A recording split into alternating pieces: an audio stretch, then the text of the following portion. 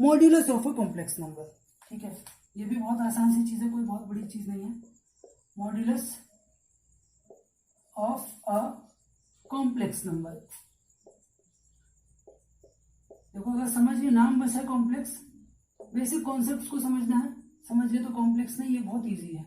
ठीक है, board level पे तो खास करके बहुत इजी। हाँ, कॉम्पिटिटिव लेवल पे इसके बहुत अच्छे क्वेश्चंस बनते हैं, बट अभी क्या है कि काफी चीजें सिलेबस से बाहर हो गई हैं, और ओवरऑल वैसे भी जब सिलेबस में थे भी तो बहुत से जो क्वेश्चंस कॉम्पिटिटिव लेवल पे अच्छे कॉन्सेप्ट के आते थे वो बोर्ड के लेवल पे हम लोग को नहीं करने हैं। तो बोर्ड लेवल पे कोई बहुत बड़ी चीज नहीं, बहुत आसान से आसान चीजें हैं।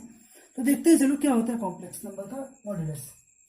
ठीक है, हम मानते हैं कि if z is equal to a plus I b complex number है। ठीक है, देन सेम वही डिफिनेशन फिर से फॉर्मेट उसी फॉर्मेट में लिखेंगे, modulus of a complex number. ठीक है, मॉड्यूलस क्या होगा कॉम्प्लेक्स नंबर का, modulus of a complex number. ठीक है, रिप्रेजेंटेड बाय, कैसे रिप्रेजेंट करेंगे उसको हम लोग, अब हम लोग रिप्रेजेंट करेंगे मॉड ऑफ जेड से। ठीक है, यहाँ पे आप लोग क्या कर दो, साइन लगा दो किसका, मॉड फंक्शन का। ठीक है, तो मॉड जेड से हम लोग इसको रिप्रेजेंट करते हैं। तो इसको कैसे हम लोग डिफाइन करते हैं, इज डिफाइंड एज, ठीक है, कैसे डिफाइन होगा, देखो मॉड का मतलब क्या होगा, under root A square plus B square, मतलब रियल पार्ट का स्क्वायर प्लस इमेजिनरी पार्ट का स्क्वायर और ओवरऑल का अंडर रूट ले लो। ठीक है, इसका क्या मतलब पता चल रहा है कि मॉड जेड जो होगा वो क्या होगा, देखो greater than is equal to क्या आएगा, 0 होना चाहिए। ठीक है, और सही बात है भी, मॉडुलस फंक्शन क्या करता है, हमेशा पॉजिटिव वैल्यू देता है, तो वहां से भी ये बात सही हो गई। For all z belongs to c, मतलब कॉम्प्लेक्स नंबर c के पार्ट है z, तो वहां से क्या हम लोग को मिल रहा है, मॉड z क्या है, ग्रेटर देन इक्वल टू 0 होना चाहिए। मॉड z की वैल्यू होती है हमारे पास under root A square plus B square, ये हमारे पास एक फॉर्मूला आ गया।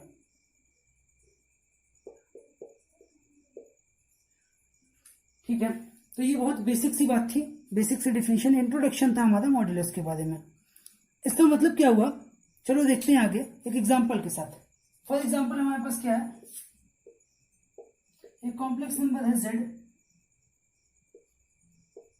ठीक है, वो है 3 - 4 आयोटा। ठीक है, बहुत अच्छा, बहुत सेम एग्जांपल लेते हैं। चलो ठीक है, ये नंबर दिमाग में बहुत ज्यादा रहता है, 3 + 4 आयोटा और 3 - 4 आयोटा, तो चलो इसी को ले लेते हैं।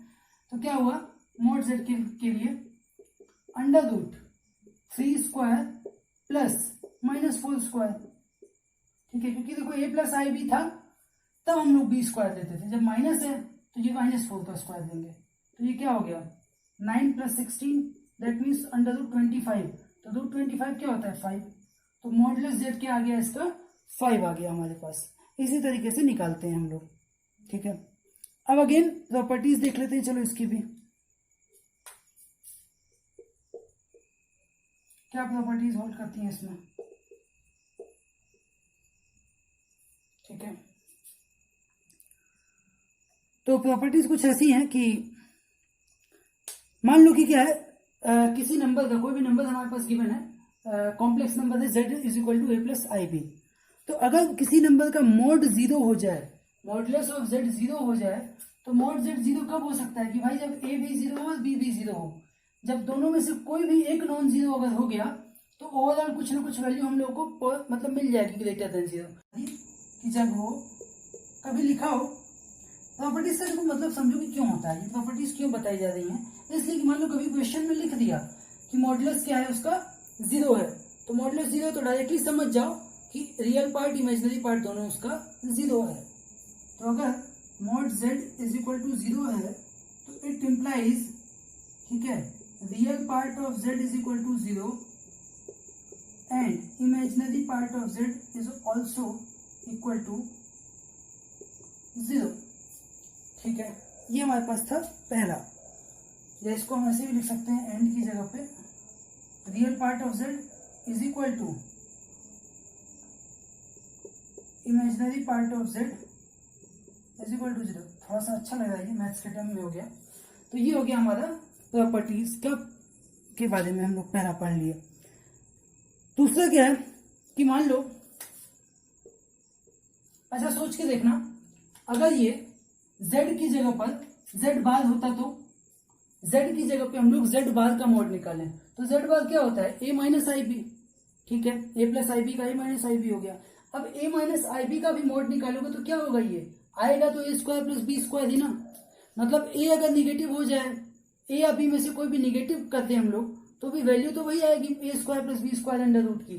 तो यहां से हम लोग क्या बोल सकते हैं, दूसरी बात कि modulus of z is equal to modulus of mod z। ठीक है, is equal to modulus of minus z। क्योंकि भाई माइनस z भी क्या है, minus a minus I B होगा। फिर मॉड लोगे तो under root minus A square minus B square. ठीक है, minus A square plus minus B square, तो फिर A square plus B square ही आ जाएगा। तो यहां से एक हमारी प्रॉपर्टी ये आ गई। तीसरी चीज क्या होती है कि मान लो हम लोग क्या करें, कोई नंबर है z, ठीक है, कॉम्प्लेक्स नंबर है z, इसमें हम लोग z बार का मल्टीप्लाई कर रहे हैं। तो पढ़ेंगे ये चीज, तो अभी जस्ट पढ़े हम लोग किसमें, कॉन्जुगेट में। क्या आता था, z इंटू जेड बार की वैल्यू आती थी ए स्क्वायर प्लस बी स्क्वायर। ध्यान से देखो तो ए स्क्वायर प्लस बी स्क्वायर क्या है, मॉड z का स्क्वायर। तो इसको हम लोग लिख सकते हैं मॉड z स्क्वायर। ठीक है, ये हमारी हो गई थर्ड प्रॉपर्टी। आगे बढ़ते हैं। नेक्स्ट प्रॉपर्टी हमारी है कि अगर हम लोग देखें तो कोई भी कॉम्प्लेक्स नंबर है, ठीक है, तो उसका जो रियल पार्ट होगा, फोर्थ प्रॉपर्टी है कि रियल पार्ट ऑफ z जो है, ठीक है, वो कहां से कहां तक जाएगा,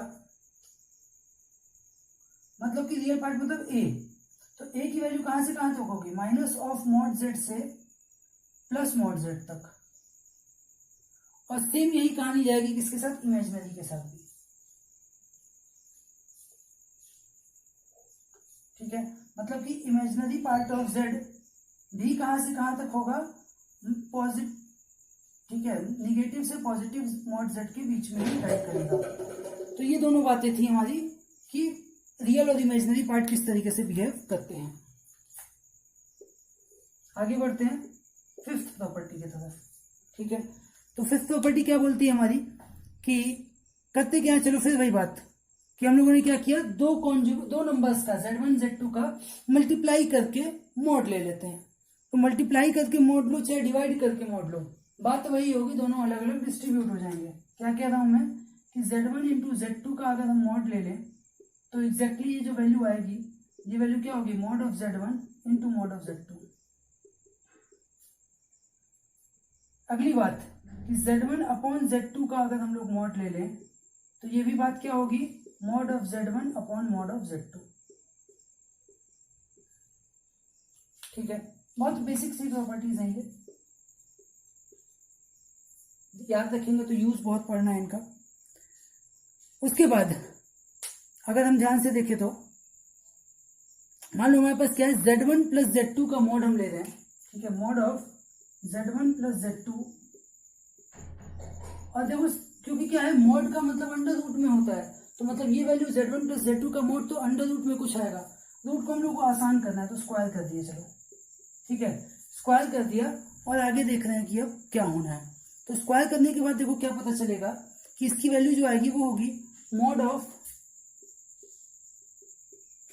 z1 square plus mod of z2 square plus 2 times real part of z into z1,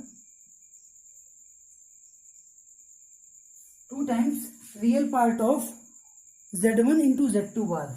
ठीक है, z1 इंटू z2 बार।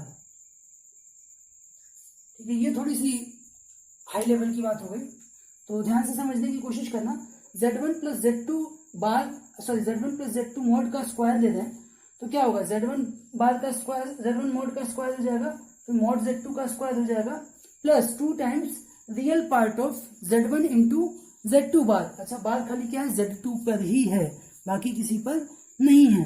सिमिलरली अगर ये माइनस हो जाए, ठीक है, प्लस की जगह पर हमारे पास क्या आ जाए, माइनस आ जाए, तो भी बात यही रहेगी, बस साइन कहाँ कहाँ चेंज हो जाएगा।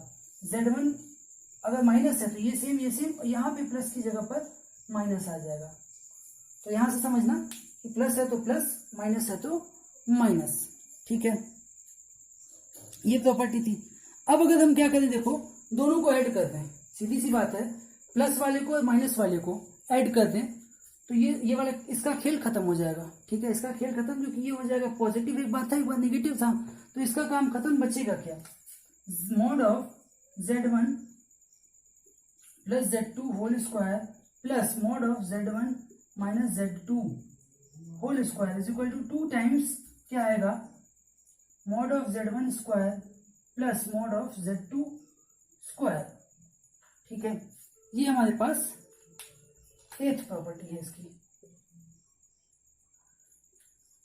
तो ये हमारे पास मॉड्यूलस की कुछ प्रॉपर्टीज थी, कुछ बेसिक्स थे जो हम लोगों ने स्टडी कर लिए।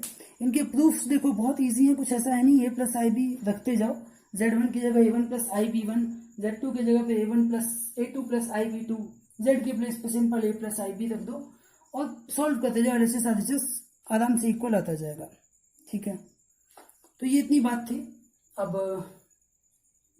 देखते हैं मॉड्यूलस के ऊपर कुछ क्वेश्चंस देख लेते हैं कि कैसे कैसे क्वेश्चंस जनरली एग्जाम्स वगैरह में बनते हैं, क्या उनका लेवल होगा, किस तरीके से अप्रोच करना है हम लोगों को, उसको देख लेते हैं। तो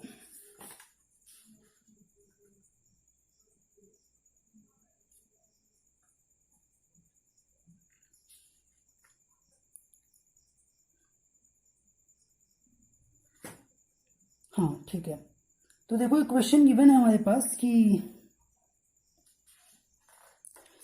जो क्वेश्चंस देखो मॉड्यूलस और कॉन्जुगेट के क्या होते हैं प्रॉपर्टीज, आप प्रॉपर्टीज में भी देखे ही होंगे कि मॉड्यूलस और कॉन्जुगेट दोनों का यूज हो रहा था कहीं ना कहीं, जब मॉड की प्रॉपर्टीज पढ़े तो वहां पे कॉन्जुगेट भी यूज हुआ था। तो क्वेश्चंस में भी इसी तरीके से दोनों चीजें कई बार यूज हो रही होंगी।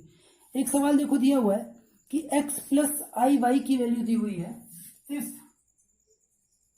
x प्लस आई वाई की वैल्यू हमारे पास है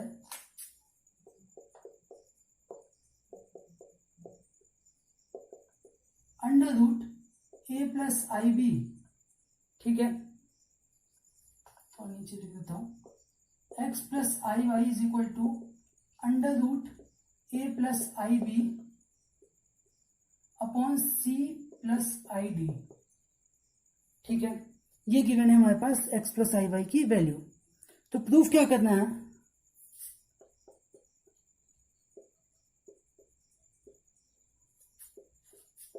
x square plus Y square का होल स्क्वायर, ठीक है, is equal to a square plus B square upon C square plus D square. ये प्रूफ करना है हमारे सामने।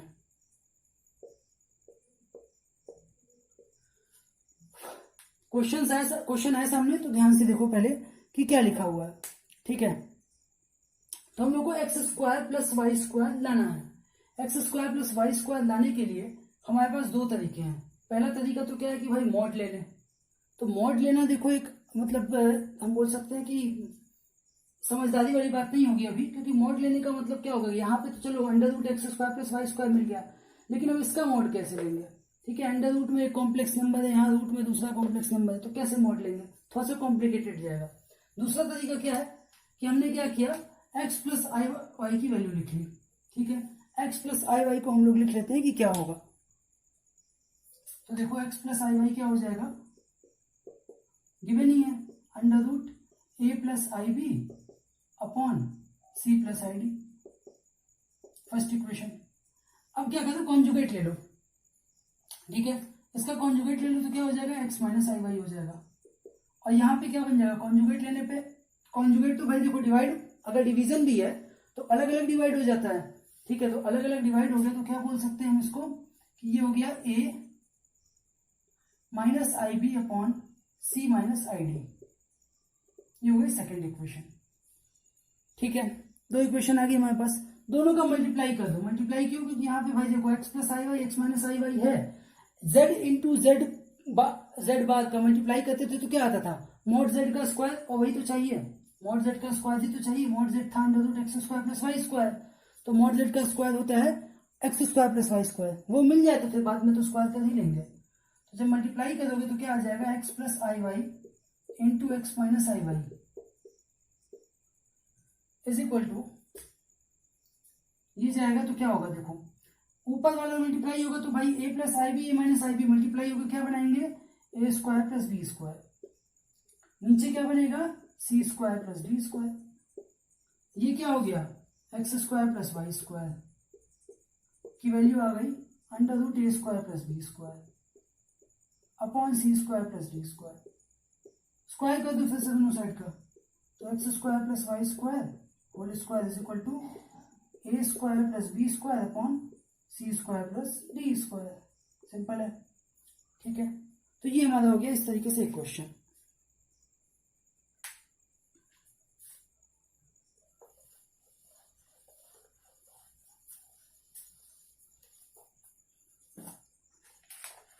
चलो moving to next.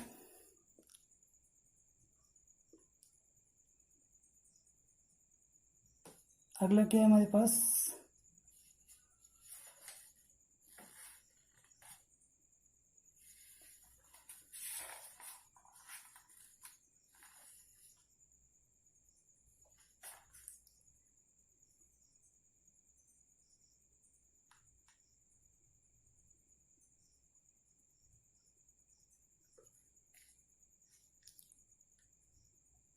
Find all non zero complex numbers z। ठीक है, क्वेश्चन में लिख देता हूं, find all non zero complex number z satisfying, क्या satisfying what,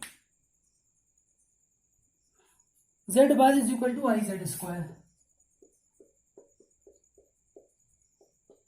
ठीक है, z bar is equal to I Z square है, ये सेटिस्फाई करने वाले कॉम्प्लेक्स नंबर हम लोगों को निकालने हैं। तो करेंगे क्या, बहुत आसान सी बात है, कभी भी आए इस तरीके का क्वेश्चन कॉम्प्लेक्स नंबर का, मान लो क्या, मान लो z is equal to x plus i y, बहुत आसान हो जाता है चीजें मान लेने से। ठीक है, एक्सेप्ट कर लो कि होता है ये, क्या हो जाएगा देखो, मॉड z क्या हो जाएगा, मॉड z हो जाएगा, सॉरी z बार हो जाएगा x माइनस आई वाई, रख दो यहाँ पे, तो x माइनस आई वाई क्या आ गया i, और z स्क्वायर मतलब x plus i Y square, x minus i Y हो गया, i कॉमन है बाहर पहले ही, एक्स स्क्वायर प्लस आई स्क्वायर वाई स्क्वायर है, तो आई स्क्वायर वैल्यू -1 होती है, तो ये हो गया minus Y square plus 2i(xy), जब i का मल्टीप्लाई करोगे दोनों साइड में, मतलब इसको अंदर मल्टीप्लाई करोगे तो क्या हो जाएगा X square minus Y square into I, और ये क्या बन गया देखो i into I, I square हो गया, तो आई स्क्वायर की वैल्यू होती है -1, तो मैं इसको लिख दूंगा -2xy, ये लिख दिया मैंने। दोनों साइड कंपेयर चलो करते हैं, रियल पार्ट को रियल से कंपेयर करो, इमेजिनरी को इमेजिनरी से, तो यहाँ पे रियल पार्ट क्या है x है, यहाँ पर क्या है -2xy, x is equal to -2xy आ गया, और इमेजिनरी को कंपेयर करो, यहाँ पे क्या है -y है, यहाँ पे क्या है x square plus -y square है। ठीक है, ये दोनों हो गए कंपेरिजन हमारे इस तरीके से। तो अब इसको कंपेरिजन करने का मतलब है शिफ्ट कर दो इधर, तो x प्लस 2xy है, x मैंने कॉमन ले लिया, 1 प्लस 2y इज इक्वल टू 0 आ गया।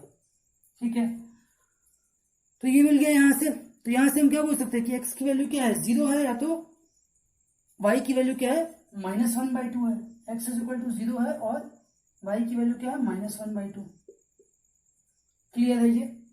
ठीक है, अब यहाँ पे देखो ध्यान से कि अगर हमारे पास क्या आ जाए case, x is equal to 0 का केस आ जाए।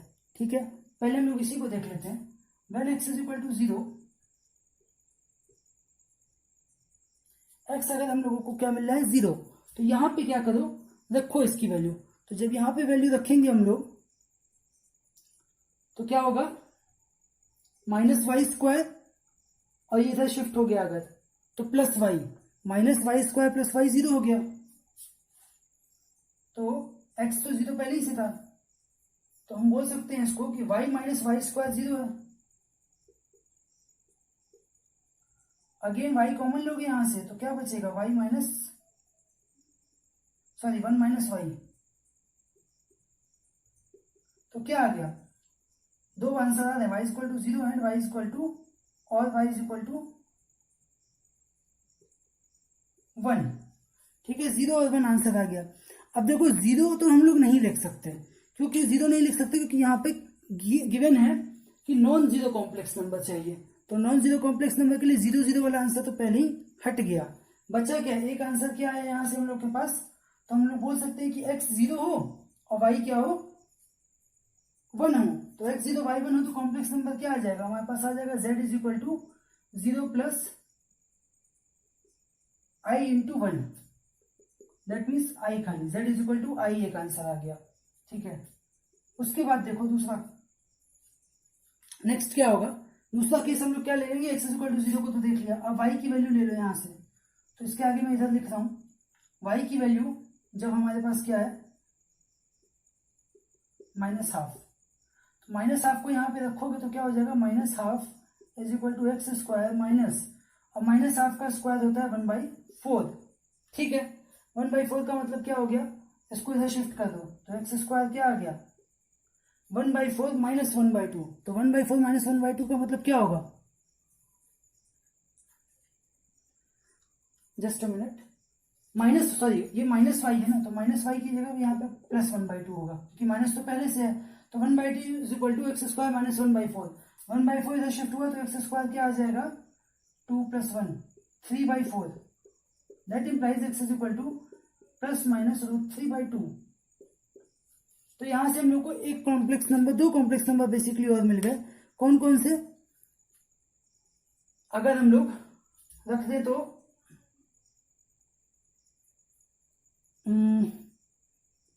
एक्स की वैल्यू प्लस √3/2 ले लो, जब प्लस √3/2 ले लोगे तो √3/2 y क्या है -1/2 है, तो -i इंटू 1/2, फिर -√3/2 वैल्यू लो, तो -√3/2 पे भी i क्या है -1/2 ही है, तो -i इंटू 1/2।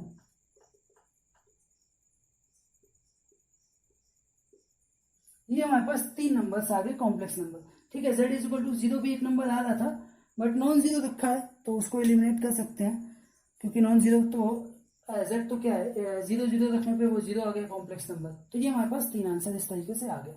ठीक है, तो बच्चों ये था बेसिकली आज का हमारा लेक्चर।